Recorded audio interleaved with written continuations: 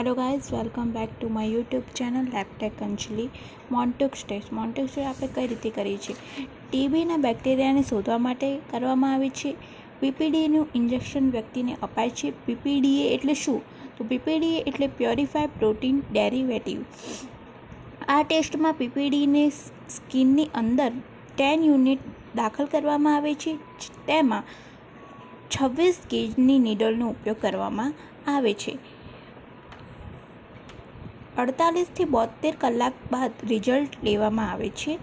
10 mm કરતાં જો વધુ સોજો જોવા મળે તો ટેસ્ટ પોઝિટિવ અને 10 mm કરતાં ઓછો સોજો જોવા મળે તો ટેસ્ટ નેગેટિવ. તો બસ આટલું હતું મોન્ટેક્સ ટેસ્ટની અંદર. એન્ડ વિડીયોને લાઈક કરો, ચેનલને સબસ્ક્રાઈબ કરો. Thank you for watching my video.